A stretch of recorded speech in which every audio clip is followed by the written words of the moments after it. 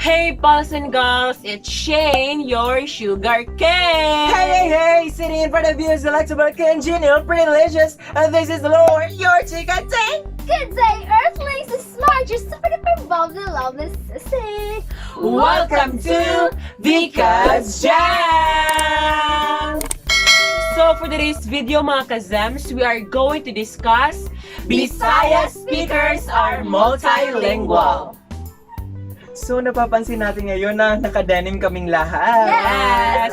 So shout out to Claire Mercado, thank you for letting me borrow this one. Maragdugay na kayo ni siya. So, without further chicas, Let's get it on!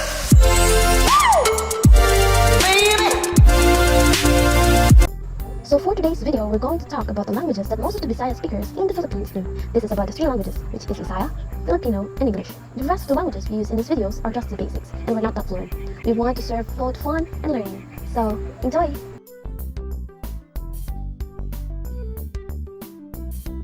Mayong adlaw mga higala, ako di ay si Shane Paul Rojas. 15 anyos na kong edad.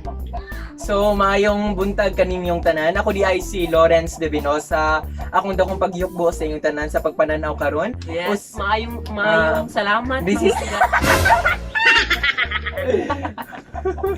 Mayong Wala salamat. ako naman bupong ba? Ako nagaedad og this is City Anyos. maayong adlaw mga igsoon ko diha ni Cristo. Ako dahi si Marge Nicole Bombeo. Akong edad kay 18 anyos. So, maayong adlaw ka natong tanan. Mayong So, adlaw mga higala. sa mga Bisaya, gimingda ko, no, kaming Yes. tulo. Yes! So, So, proud kami nga Bisaya, Oh, me. napansin po na ninyo nga among Tagalog, diligid nila Yes, naka-strip. dili kay me fluent. Yes. Pero kuan, mag-share lang ko nga kuan. Among Bisaya, dili gid ingon bitaw nga grabe ka lahong. Oo, Lahong. Grabe ka. No, gani. Oh, kay Kanang naman karon mga mang gyud uban. kay lahom na kayo. Dili ang karon man gud nga mga Bisayon kanang napansin ako nga pang sa una gid kay wala ka din Ano ka rin matuod nga? ay hinaot nga na nabat ang mga Oo. laglo mga Bisaya dili. Mga tiguang na nang huldik. Tigwag gid ka. Hala, oy dili ko. So, kabulo naman tano na Visayas ug Mindanao na dara makita ang mga Bisaya na musulti, di ba? Di ba, Lord?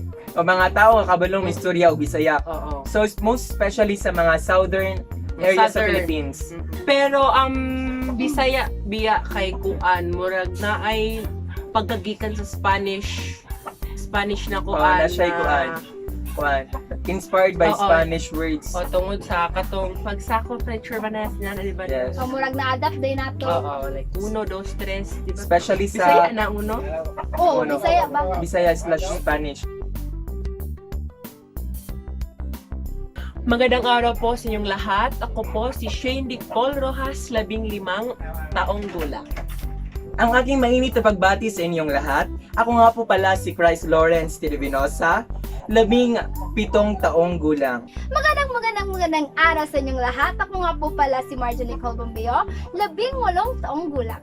So napapansin niyo na parang matigas ang aming pagsasalita sa Filipino sapagkat limitado lamang ang mga subjects o mga asignatura na napapaloob ang Filipino language. Oo. Oo. At saka hindi rin kami sanay kasi hindi kami namin yan araw-araw ginagamit yung Oh, Filipino. hindi namin mother tongue yung Filipino sapagkat ang aming mother tongue ay Bisaya. Opo.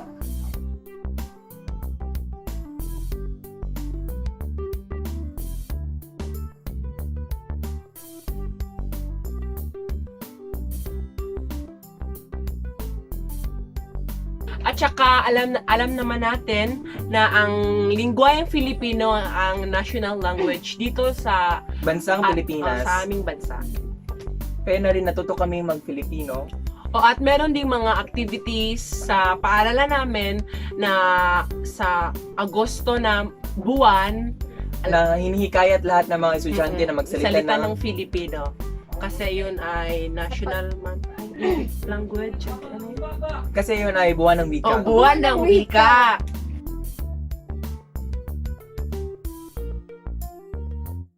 A pleasant day to all. I am Shane Paul Rojas and I am 15 years old. My warmest greeting to each and everyone.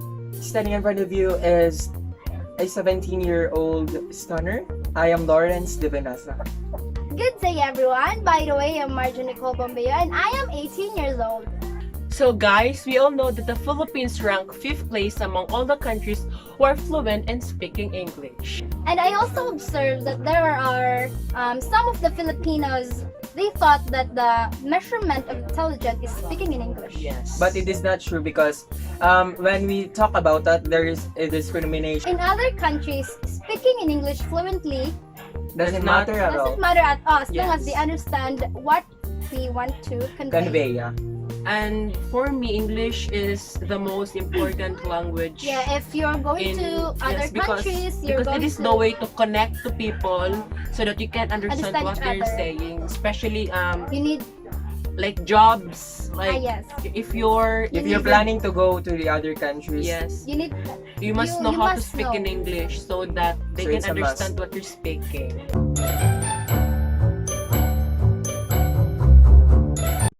because of the fact na ang mga Pilipino ay marami ng mga lingwaheng natutunan, kaya madali lang sa amin yung ma-adapt yung ibang lingwa. Kagaya ng Korean, Japanese, like that. German. language, German, especially Spanish. in our school.